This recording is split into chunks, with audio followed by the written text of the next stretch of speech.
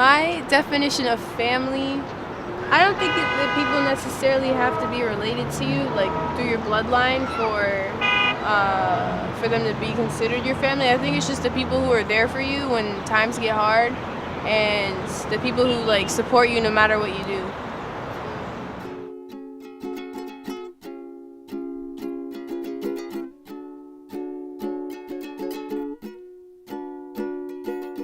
My name is Serenah, and I'm from West Palm Beach, Florida.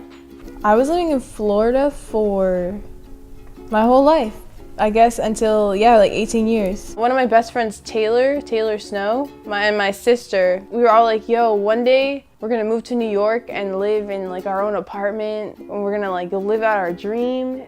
When I was entering middle school, my parents got divorced. I don't know if I have like a set time that I noticed there was turbulence in the relationship. My parents would fight a lot. Like they would go at it. I was sick and tired of having to go back and forth between parents constantly, carrying all my stuff around. Like, you do a certain thing, it's not right to the other parent. My dad's like, oh, do you still want to go back to your mom's house? And I was like, not really. And he's like, oh, okay, well, you can start staying at your Aunt Natalie's house. This whole time, my mom is like in the court system, like trying to get me back, because she doesn't know where she knows that I'm like with my dad, but I'm not staying at my dad's house. She has no idea what's going on. I get a call, and it's from my dad, and he's like, yo, like, you need to get ready because I just came from the court. The judge said that you have to go have lunch with your mom, and then we have to follow the original parenting plan. So I go out, and I go into my mom's car. She's waiting there, and I thought she was gonna just start yelling at me, but she didn't. She like hugged me, and I hugged her, and then I just started crying.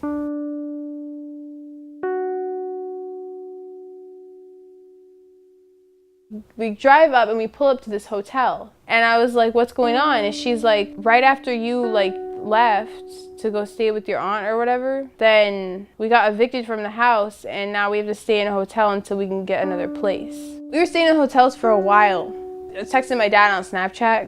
He sends me a screenshot of the plane ticket. He was like, yo, Aunt Natalie is moving to New York and you can go with her if you want. I got you a plane ticket. So the plan. All I told my dad was be at this spot at this time. And everything else I set up through my friends. So I waited till my mom went to work and my sister was asleep. I wanted to take different clothes with me, but I couldn't be suspicious about it because then my sister would know that something was up. So I put on like a pair of shorts, and then I put on a pair of jeans. Actually, these jeans I'm wearing now. And then I put on like a tank top, 2 shirts, and a sweater to make sure I didn't look chunky. And then it's mad hot outside because it's Florida. You know, you're burning up. So I go down there and I'm walking fast. I told my friend be there like if you're not here at this time, if you're like 2 minutes late, then like I won't make it. Like I'm gonna get caught. And I ran to the passenger side and I jumped in. She tried to hug me. I was like, no, go, go, go. Lupita takes me to Augustina's house. My dad came to pick me up. And since I didn't have phone service, my mom couldn't call me. But she started blowing up my dad's phone. My dad goes, do you want me to answer? And I was like, not right now. I cannot like deal with that right now. We leave, we go to the airport. Yeah, and then I was on the plane, and then I was gone. I was on my way to New York.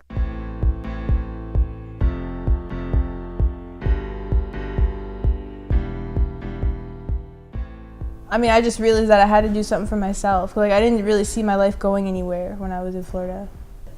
Like, I was like, whoa, I'm on my own out here. And here in New York, I'm living with my aunt.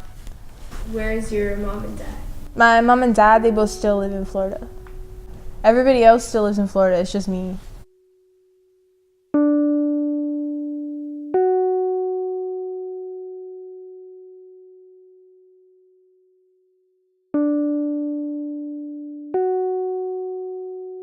This was a product of a lower school group, elementary, 2nd, 3rd, 4th grade, thereabouts. And during the time that the group is meeting and we're talking, or I'm reading them a story or whatever it may be, and we're eating snacks, they can get up and write on this. And they're supposed to keep it anonymous. And these are some of the things that these youngsters who are between 7 and 10 years old were writing.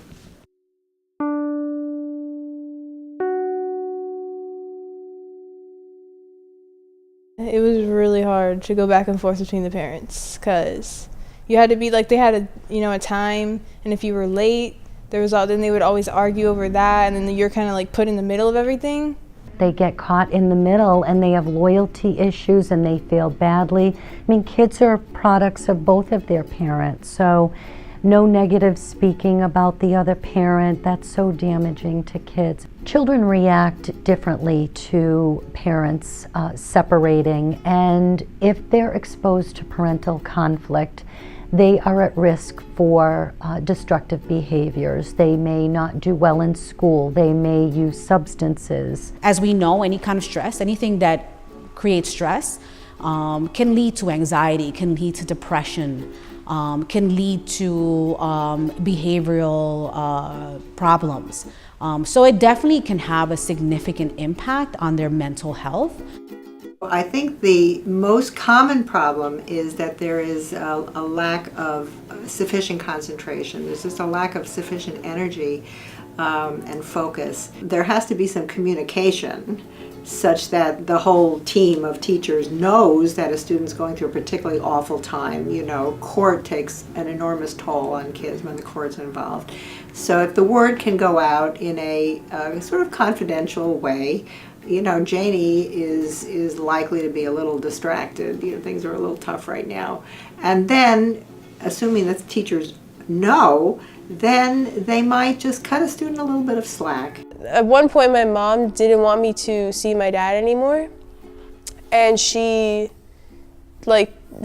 wasn't allowed to go to school basically because she didn't want him to contact me. She didn't want him to come to the school and try and talk to me. And also it was really distracting. Even before that, when it was just when they were just going through the process of getting divorced, it was very distracting in school, because you're trying to focus on your work and all you can think about is what's going on at home. Think about what the children are going to need so that they're not affected in such a way that could really affect their mental health, really could affect their behavior and their academic performance, that it could really affect how they interact with other people, or even how they view the parents. Well, how's your relationship with your parents now that you're in a separate state? My relationship with my parents is different now that I'm in a separate state.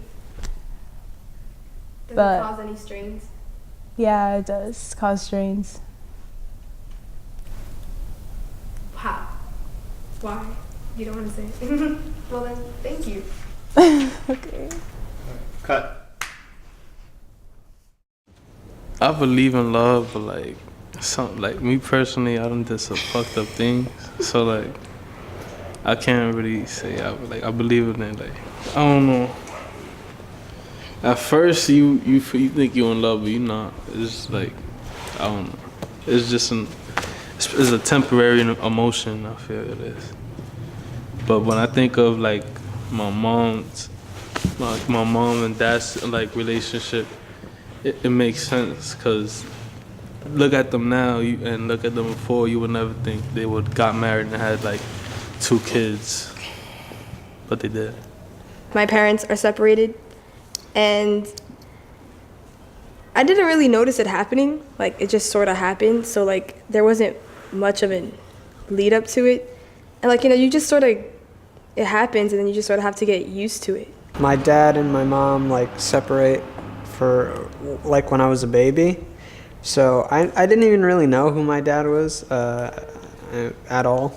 Me personally, I don't have much of a emotion towards my parents not being together. But yeah, I kind of grew up without a dad, and I don't really care. It doesn't affect me that much. I'm who I am, and that's about it. My mom wasn't just happy with the relationship anymore, or they just couldn't work things out. She said he was crazy, and he always used to lie and manipulate, so. I feel like my dad was unfaithful. Maybe. It's okay if you don't want to go into it. Yeah, but there was a whole bunch of stuff. I feel like my mom wasn't happy though, so it's just whatever. After they split, I had to start going to separate houses. My dad's on the weekends and my mom's during for school. And I feel like my dad, he regrets it because I feel like he knows he could have done something more, or like he couldn't have done something and like things would be okay, or like I don't know, but I know like at some point he told me that he was like a few years ago he told me he was like, you know, I'll always still love your mom, and I was just like, that's so cute. How did you feel about telling your child this about your separation? It wasn't so much about telling her. She saw what was going on. I really didn't have to say anything. Yeah, I just felt guilty that the younger child did not get the same as the older one did, as far as growing up with two parents in the house and getting the things that, missing out on the things that the older child got. As far as relationships, I haven't been in another serious relationship after that. I haven't met a person that I have the same feelings for the way I had with my first wife, or my wife, and that's about it. As far as anything else changing, that's about it. Do you think your mom regrets leaving your dad, or does she feel guilty about it? I don't think she regrets it, because apparently he was like insanely crazy. He used to lie a lot, apparently. Why did you and your partner separate? Because he cheated on me and had another baby with another woman. No, I don't regret it, because I think that if maybe we were together, it would have been a very hostile environment, and I wouldn't want my son to have grown up in that kind of environment. Even though I was the only one that supported my son all his life, I never got child support, and the father never came to see him, the courts still fight for the father's rights. I had my son like 9-10 years taking care of him, and the court didn't want to grant me like custody of my kid, and they're fighting for me for like over a year when his own father wasn't even fighting for his rights. So I think the system makes it very difficult for when you're getting a divorce, the courts, the lawyers. So the system itself is really hard to navigate. And then there are various obstacles to navigating that system. Even if you call an organization like Her Justice and get advice and counsel from one of our lawyers, you may not get representation in your case. And you may not get representation in your case if you are looking for help through a legal services organization. So many, many people go through the court system alone.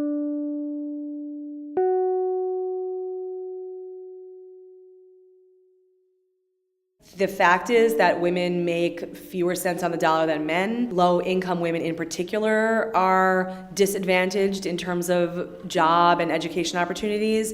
I think when you have a couple and there's been a decision frequently for the women in that couple to raise the children and forego job and education opportunities, and now that family is breaking apart, now that mother, let's say, is caring for herself and two children, and that's incredibly burdensome. The research shows that women are further impoverished after family separation or divorce than men.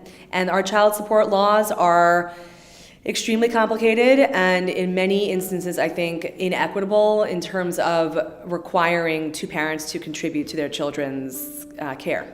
You know how the woman's also most often on her own? Do you think that's like why it affects the income of custodial mothers? Totally. Custodial Totally. fathers? She's on her own. She already makes less than he does. And she's got to come home to take care of the kids, so she can't work. I mean, she might work 2 or 3 jobs, but then she's got to pay child care.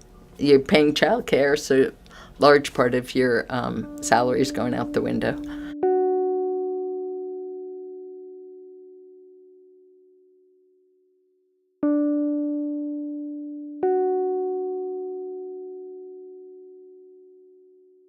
Do I ever wonder what it would be like if my parents stood together? I do wonder what it would be like. Like, where would we be living? Would I have graduated school on time? Would I have not screwed up so royally? Would me and my mom have a better relationship? Like, there's just so many questions I ask myself, and I'm just like, but I don't really have any solid answers to them because you can never actually know what happened because it didn't happen. So it's just like, It's kind of those things that like keep you up at 2 a.m. at night. I don't really have an answer to it either. My parents separated when I was 11. It affected me a lot because I was used to having my parents around together all the time. The hardest part of seeing their marriage fail was thinking that when I got older, my marriage would fail. So in that sense, it affected me. It kind of bothers me and hurts when a couple are going through a divorce and the kids are involved, because in the long run, the kids are the ones that suffer and the kids are the ones that hurt a lot, you know? And a lot of times the adults, they don't see that because they're so angry at each other and they're arguing with each other and they're fighting with each other that they don't realize that at the end of the day, it's the kids that you're affecting and the kids are the ones that are being hurt. It's not just you who will be losing someone, it's them who are losing someone who is a part of their everyday life. My name is Joseph Rivera Sr. No, my name is Joseph Rivera Sr. Back to you, Jim. I'm Norma Rivera. All right, we've been together. We met in 1994. We started dating in 1995, and we got married in 2007. So altogether, it's like 20-something years. 23. Okay, let's see. That's my sister and that's me. And then that's me and my dad. That's when him and my mom were still together. I've lived in New York for, let's see, September. Yeah. Probably like 7 months. And sometimes I do this all the time, is I look either out the city like that, or sometimes when I'm just walking through the streets, I look up at the buildings, and I sometimes I think it's like a dream. I'm like, wow, I can't believe I'm actually here. Them separating was the best thing for me. When it was going on, I felt like, oh, you know, I'm gonna end up. I just never wanted to be like one of those kids in the movies that you see that it always affects a child in some dramatic way. I never wanted to be like that. So now though, I'm happy. I mean, I'm not necessarily happy, but I think that it was for the best that it happened. Is I gotta go back and find it again. There's a screenshot. This one. It really is beautiful. It really is. You're gonna look so good. Ooh, yeah, I'm going back to Florida for prom, and I feel really happy. I can't wait to see them.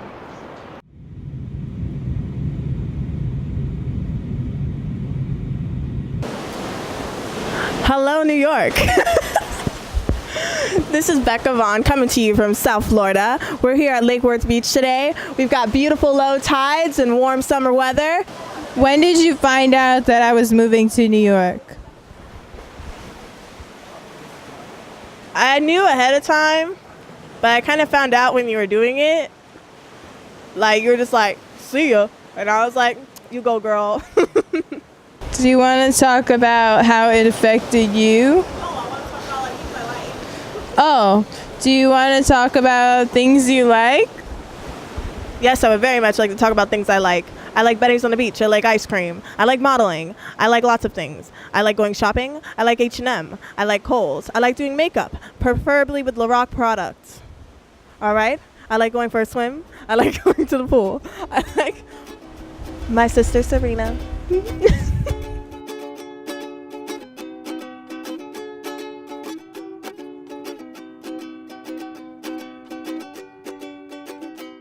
In Florida, I stayed with my dad and my friends.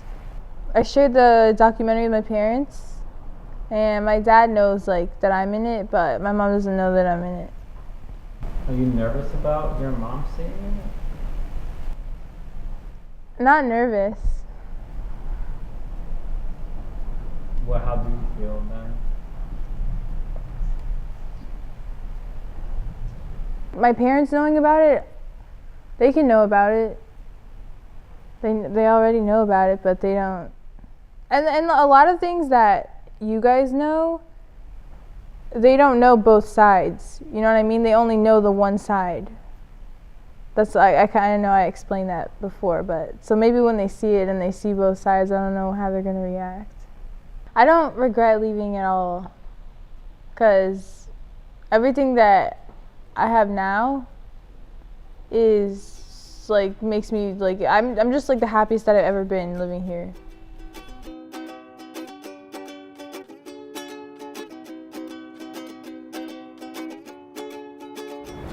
What is your definition of family? Family is people getting on together. Even you fight with them, they won't leave you. It's based on mutual respect, love, and caring. Doesn't necessarily need to be blood related, but I think that it's the love that you share as a whole. Now that's family, you know? Can't ask for more than that.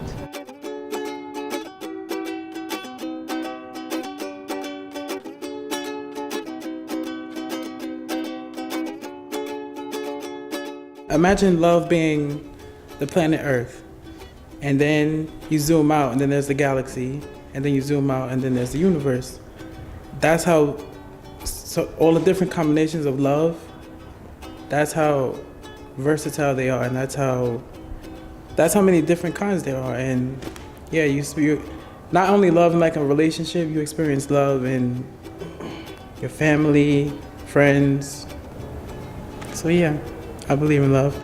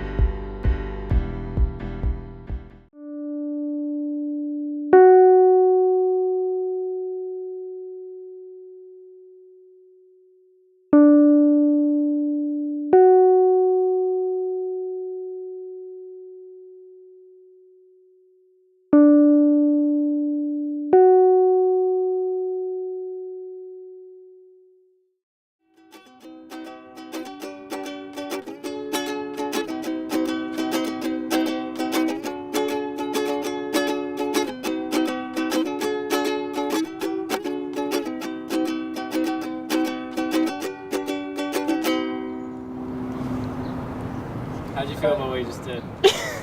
No, tell us. No, keep it on camera. No, I feel good. I love playing. Is it corny? Yeah. Corny? Yeah. Okay. But I know you're still gonna put it in.